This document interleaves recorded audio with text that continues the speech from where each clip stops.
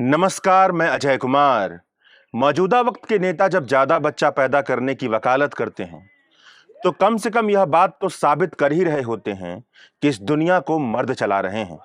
अगर औरतें इस दुनिया को चलाती तो किसी भी परेशानी के हल के तौर पर यह बात तो कतई नहीं करती कि ज्यादा बच्चे पैदा करने चाहिए या ज्यादा बच्चा पैदा किया जाए।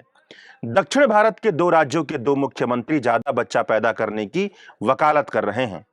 आंध्र प्रदेश के मुख्यमंत्री चंद्रबाबू नायडू ने कहा है कि आंध्र प्रदेश में लोगों की बढ़ती औसत उम्र चिंता का विषय बनती जा रही है। परिवारों को कम से कम 2 या उससे ज्यादा बच्चे पैदा करने चाहिए। आने वाले समय में जिनके 2 या उससे ज्यादा बच्चे होंगे वही लोकल लेवल का चुनाव लड़ पाएंगे। आंध्र प्रदेश की सरकार इस तरह का कानून जल्दी बनाएगी। दक्षिण भारत के राज्यों में फर्टिलिटी रेट लगातार गिरता जा रहा है। देश में औसत प्रजनन दर जहां 2 है, वहीं दक्षिण भारत के राज्यों में यह आंकड़ा गिर करके 1.6 तक पहुंच गया है। आंध्र प्रदेश के मुख्यमंत्री के बयान के बाद एक विवाह समारोह में तमिलनाडु के मुख्यमंत्री एम.के. स्टालिन ने मजाकिया अंदाज में कहा कि लोकसभा परिसीमन की प्रक्रिया लोगों को ज्यादा बच्चा पैदा करने के लिए मजबूर कर सकती है। पहले बुजुर्ग नवविवाहित जोड़े को मतलब दंपत्ति को 16 तरह की संपत्ति प्राप्त कर लेने का, सुख समृद्धि प्राप्त कर लेने का आशीर्वाद देते थे। शायद अब समय आ गया है कि 16 तरह की संपत्ति की बजाय 16 बच्चे पैदा किया जाए। तो चलिए इस वीडियो में इसी विषय पर बात करते हैं। बात करते हैं कि क्यों आंध्र प्रदेश के मुख्यमंत्री चंद्रबाबू नायडू का यह सोचना तो सही है कि आंध्र प्रदेश में बुजुर्गों की आबादी आने वाले समय में बढ़ती जाएगी, मगर यह कहना गलत है कि इसका हल ज्यादा बच्चा पैदा करके निकाला जा सकता है। इसके साथ इस पर भी बात करते हैं कि क्यों स्टालिन का ज्यादा बच्चा पैदा करने की जो वकालत है, जो उनका मजाकिया अंदाज है, वह दक्षिण भारत की लोकसभा परिसीमन से जुड़ी परेशानी को दूर नहीं कर सकता है। मतलब हम इस वीडियो में इस विषय पर बात करेंगे कि क्यों ज्यादा बच्चा पैदा करने की वकालत से न आंध्र प्रदेश की परेशानी दूर हो सकती है, न तमिलनाडु की और ना ही दक्षिण भारत की। तो चलिए सबसे पहले बुनियादी बात से शुरू करते हैं। जनसंख्या में केवल संख्या शामिल नहीं होती है, जन शामिल होते हैं, जनता शामिल होती है, जनता की संख्या शामिल होती है। एक नियत अवधि में, एक नियत भूगोल के भीतर कई लोग जन्म लेते हैं, कई लोग मरते हैं, कई बच्चे होते हैं, कई नौजवान होते हैं, कई बूढ़े होते हैं, करके किसी भूगोल में किसी नियत अवधि के भीतर जनसंख्या बनती है। ऐसी स्थिति जहां पर 15 साल से कम उम्र के बच्चे और 64 साल से ज्यादा उम्र के बुजुर्ग, इन दोनों की कुल संख्या 65 से 64 साल के नौजवानों से कम हो, उसे किसी भूगोल के लिए बेहतर जनसांख्यिकी स्थिति कहा जाता है, डेमोग्राफिक कंडीशन कहा जाता है। क्योंकि ऐसी स्थिति में काम करने लायक आबादी यानी 15 से 64 साल की आबादी काम करने लायक आबादी पर निर्भर आबादी के मुकाबले ज्यादा होती है। जैसे कि भारत है। मौजूदा वक्त में भारत की जनसंख्या तकरीबन 142 करोड़ के आसपास बनती है। भारत की जनसंख्या हाल फिलहाल दुनिया में सबसे ज्यादा है। इस जनसंख्या के भीतर तकरीबन 68% आबादी 15 से 64 साल की है, यानी भारत में वैसी आबादी ज्यादा है जो अपनी शारीरिक और मानसिक क्षमता की वजह से दूसरों पर निर्भर रहने लायक आबादी नहीं होती है। यानी भारत की जनसंख्या हाल फिलहाल संतुलित स्थिति में है, बैलेंस्ड कंडीशन में है। नेशनल फैमिली हेल्थ सर्वे की 5वीं किस्त के मुताबिक भारत की आबादी का प्रजनन दर रिप्लेसमेंट लेवल 2.1 से कम होकर के 2 पर पहुंच गया है। इसलिए यह भी नहीं कहा जा सकता है कि भारत में जनसंख्या विस्फोट की स्थिति है, भारत की आबादी बहुत बढ़ रही है, भारत बढ़ती हुई जनसंख्या वाला देश है। यह सारी बातें भारत की जनसंख्या पर लागू नहीं होती है। सरल शब्दों में समझे तो भारत का औसत प्रजनन दर अगर 2 पर पहुंच गया है तो इस आंकड़े का अर्थ यह निकलता है कि अगर इसके बाद भी भारत की आबादी के साथ छेड़छाड़ की वकालत की जाएगी, किसी तरह की सरकारी योजना या सरकारी हथकंडे को अपना करके भारत की आबादी में छेड़छाड़ की जाएगी, तो भारत की आबादी असंतुलित हो सकती है। कहने का मतलब यह है कि अगर आबादी के संदर्भ में देखा जाए तो भारत की आबादी किसी भी तरह की परेशानी खड़ा नहीं कर रही है, भले ही वह दुनिया की सबसे बड़ी आबादी वाला देश क्यों ना हो। मगर सवाल यह है कि आंध्र प्रदेश के मुख्यमंत्री चंद्रबाबू नायडू और तमिलनाडु के मुख्यमंत्री एम.के. स्टालिन ज्यादा बच्चा पैदा करने की वकालत को कैसे समझा जाए। तो सबसे पहले बात तो यह समझ लेते हैं कि दक्षिण भारत की वस्तु स्थिति क्या है, मतलब वहां की हालात क्या हैं जनसंख्या के मामले में। आंकड़े दक्षिण भारत की जनसंख्या के बारे में क्या कहते हैं। अंतिम जनगणना साल 2011 में हुई थी। उसके बाद नरेंद्र मोदी की सरकार की जिम्मेदारी थी कि वह जनगणना करवाए, मगर दवायर के दर्शकों को तो कम से कम पता ही होगा कि नरेंद्र मोदी की सरकार इन जरूरी कामों पर तवज्जो नहीं देती है। उसके लिए फर्जी सांप्रदायिक काम ही काम होते हैं। मतलब साल 2021 में भारत की जनगणना हो जानी चाहिए थी, मगर अब तक भारत की जनगणना पूरी नहीं हुई और पता नहीं कब होगा, कुछ भी पता नहीं है।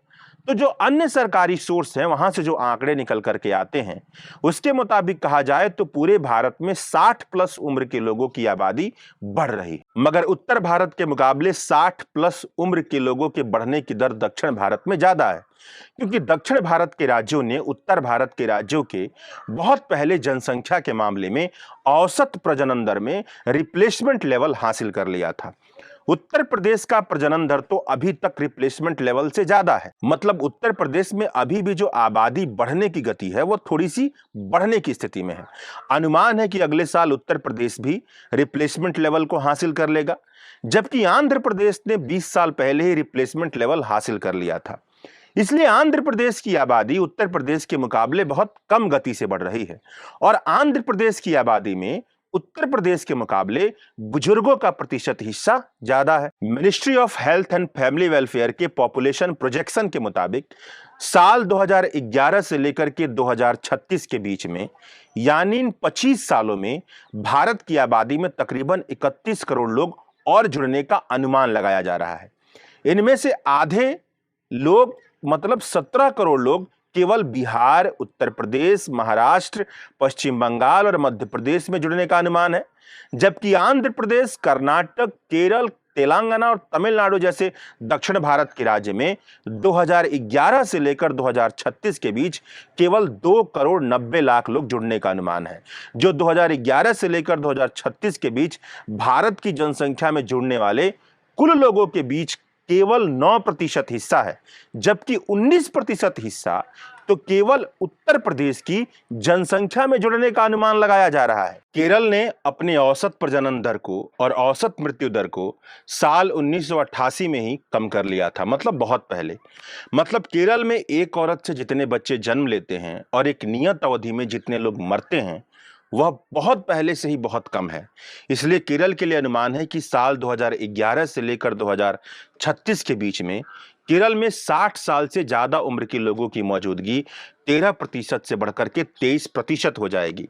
मतलब साल 2036 में केरल में हर 4 में से एक व्यक्ति 60 साल से ज्यादा उम्र का होगा। वहीं अगर उत्तर प्रदेश की बात करें तो साल 2036 तक उत्तर प्रदेश में 60 साल से ज्यादा उम्र के लोगों की मौजूदगी का अनुमान 12% है। मतलब उत्तर प्रदेश के मुकाबले केरल में 60 साल से ज्यादा उम्र के लोगों की मौजूदगी की हिस्सेदारी 2 गुनी हो जाएगी। आंकड़े यह क्या बता रहे हैं? यह आंकड़े साफ तौर पर बता रहे हैं कि आने वाले समय में दक्षिण भारत के राज्यों में उत्तर भारत के मुकाबले बुजुर्गों के प्रतिशत हिस्सेदारी बढ़ेगी। जनसंख्या के विद्वान कहते हैं कि अगर किसी आबादी में 2/3 आबादी 15 से 64 साल के बीच में है, तब वह डेमोग्राफिक डिविडेंड की स्थिति वाली आबादी कही जाती है। यानी ऐसी आबादी होती है जहां पर बच्चे और बूढ़ों की संख्या कम है, नौजवानों की संख्या ज्यादा है। नौजवानों की यानी कि काम करने लायक जो आबादी है वह ज्यादा है, और इस काम करने लायक आबादी पर जो निर्भर आबादी होती है बूढ़े और बच्चों की, जो काम नहीं करने वाली आबादी के अंतर्गत आती है, वह कम है। आंध्र प्रदेश ने साल 2004 में ही आबादी के मामले में रिप्लेसमेंट लेवल हासिल कर लिया था। मतलब आने वाले समय में आंध्र प्रदेश में बुजुर्गों की जो आबादी है वह बढ़ेगी। मगर सवाल यह है कि क्या जो चंद्रबाबू नायडू कह रहे हैं, मतलब राज्य द्वारा ज्यादा बच्चा पैदा करने के कानून बना देने पर या किसी तरह का ऐसा वित्तीय सहयोग दिया जाए जो ज्यादा बच्चे पैदा करने के लिए प्रोत्साहित करे, आंध्र प्रदेश के लोग ज्यादा बच्चा पैदा करेंगे? पॉपुलेशन की दुनिया के विद्वान बताते हैं कि चंद्रबाबू नायडू का कहना है कि जापान, चीन और कुछ यूरोपीय देश बढ़ती हुई बुजुर्गों की आबादी से परेशान हो रहे हैं, मगर अभी तक ऐसा कोई भी ठोस सबूत हासिल नहीं हुआ है जो यह बताए कि कोई समाज जिसका औसत प्रजनन दर ठीक ठाक स्थिति में पहुंच चुका हो। रिप्लेसमेंट लेवल से वह कम हो, जहां पर अच्छी खासी समृद्धि हो, शिक्षा की स्थिति बेहतर हो गई हो, वह राज्य द्वारा किसी तरह का वित्तीय सहयोग मिलने पर या किसी तरह का कानून बना देने पर ज्यादा बच्चा पैदा करने लगेगा। इस तरह का कोई भी अभी तक कोई ठोस सबूत नहीं है। किसी समाज में जब आर्थिक समृद्धि होती है, शिक्षा का स्तर बढ़ता है, महिलाओं में बच्चा पैदा करने को लेकर के जागरूकता आती है, उनकी शिक्षा का स्तर बढ़ता है, उनकी समृद्धि होती है, जब समाज जागरूक होता है तब वह परिवार नियोजन की तरफ बढ़ता है। इसी रास्ते पर चलते हुए भारत की आबादी ने रिप्लेसमेंट लेवल हासिल किया है। और भारत में देखा जाए तो आंध्र प्रदेश ने, दक्षिण भारत के राज्यों ने तो बहुत पहले ही रिप्लेसमेंट लेवल हासिल कर लिया था। तो बच्चा पैदा करने के मामले में जिस तरह की जागरूकता दक्षिण भारत की औरतों के मन में होगी, उसे ज्यादा बच्चा पैदा करने के लिए खत्म नहीं किया जा सकता है। तो भले ही ज्यादा बच्चा पैदा करने के लिए किसी तरह का कानून बन जाए या किसी तरह का वित्तीय सहयोग दिया जाए, मगर इसका कोई फायदा नहीं होने वाला है। यहां पर यह भी स्पष्ट होता है कि अगर औरतों का समूह देश चला रहा होता तो इस तरह की बात होती ही नहीं। जो बुजुर्गों की परेशानी है उसको खत्म करने के लिए ज्यादा बच्चा पैदा करने का कानून बनाने जैसी अनर्गल बातें नहीं होती। तो सवाल यह उठता है कि अगर आंध्र प्रदेश में बुजुर्गों की संख्या बढ़ रही है तो वहां की जनसंख्या की स्थिति को ठीक कैसे किया जाए। तो जो जो जनसंख्या के विद्वान हैं उनके मुताबिक प्रवास इसका सबसे अच्छा उपाय है। थोड़ा बोलचाल की भाषा में कहा जाए तो बात यह है कि आंध्र प्रदेश इसी दुनिया में बसता है, भारत का एक राज्य है और भारत में ही बसता है। भारत दुनिया की सबसे बड़ी आबादी वाला देश है। भारत की परेशानी जनसंख्या आबादी की तो है नहीं है, वो सबसे बड़ा आबादी वाला देश है, उसके बावजूद भी भारत की परेशानी है आर्थिक संसाधनों का इस तरीके से बंटवारा किया जाए कि सबकी जिंदगी गरिमापूर्ण हो जाए, सबको रोजगार मिल जाए, सब बेहतर तरीके से जी पाएं। यह भारत की परेशानी है। आंध्र प्रदेश में अगर बुजुर्गों की आबादी बढ़ रही है तो भारत के दूसरे राज्यों से आंध्र में काम करने के लिए लाखों लोग जाते हैं और जाते रहेंगे, आने वाले समय भी जाएंगे। यह आबादी आंध्र में काम करने लायक आबादी बन सकती है। अमेरिका का जो पूरा विकास हुआ है ऐसे ही हुआ है। प्रवासी लोगों ने ही अमेरिका को विकसित किया है, उसको आगे बढ़ाया है। दुनिया की मौजूदा समय की कहानी यह है कि जनसंख्या तो किसी तरह की परेशानी नहीं है। मशीनीकरण हो रहा है, डिजिटलाइजेशन हो रहा है, एआई का जमाना आ रहा है, आर्टिफिशियल इंटेलिजेंस का जमाना आ रहा है, रोजगार की प्रकृति बदल रही है। एक रोबोट हजारों काम कर सकता है। आर्टिफिशियल इंटेलिजेंस से बने मशीन रोजगार की दुनिया को बुनियादी तौर पर बदल रहे हैं। इंसानों की जरूरत कम पड़ती जा रही है। ऐसे में काम करने लायक आबादी का होना और ना होना कोई समस्या नहीं है। समस्या यह है कि जितनी आबादी है उसको किस तरीके से व्यवस्थित और प्रबंधित किया जाए कि उन सबको गरिमापूर्ण जीवन मिल जाए। आंध्र प्रदेश के मुख्यमंत्री चंद्रबाबू नायडू को बुजुर्गों से ज्यादा इस बात की चिंता करनी चाहिए कि जो नौजवान उनके राज्य में हैं, क्या उन्हें ढंग की नौकरी मिल रही है, ढंग का पैसा मिल रहा है, क्या वह अपने परिवार को गरिमापूर्ण जीवन दे सकते हैं, वह अपने राज्य को किस तरह से विकसित करें कि भारत के दूसरे राज्य की आबादी भी वहां पर आकर के ढंग की जिंदगी जी पाए। यह सारे प्रश्न महत्वपूर्ण हैं। इनका जवाब आंध्र प्रदेश के मुख्यमंत्री को खोजना चाहिए, ना कि यह कहना चाहिए कि ज्यादा बच्चा पैदा करने का कानून लाया जाएगा। पहले से कम बच्चा पैदा करने के लिए जो कानून है उसे खत्म किया जाएगा। इस तरह की बातें बताती हैं कि आंध्र प्रदेश के मुख्यमंत्री ने यह बात कहने से पहले अपने ही विद्वानों से, जो जनसंख्या के विद्वान हैं, अपने ही आसपास जो विद्वान बैठते हैं, उनसे सलाह मशविरा नहीं की है। और अगर सलाह मशविरा की भी है, वो सब कुछ जानते भी हैं, तो संभव है कि राजनीतिक जो नफा नुकसान है उसको देखते उन्होंने इस तरह की बातें की हो, जिसमें जन कल्याण का भाव बिल्कुल नहीं होता है। होता है तो केवल राजनीतिक तिकड़मबाजी कर लाभ उठाने की भावना। अब बात करते हैं तमिलनाडु के मुख्यमंत्री स्टालिन के बयान की। स्टालिन ने मजाकिया अंदाज में कहा, मगर उसे सच मानकर भी बात की जाए तो उनके कहने का मतलब यह था कि जब ज्यादा बच्चे पैदा होंगे तब आबादी बढ़ेगी, और जब आबादी बढ़ेगी तो लोकसभा परिसीमन के समय दक्षिण भारत के राज्यों का प्रतिनिधित्व कम नहीं होगा।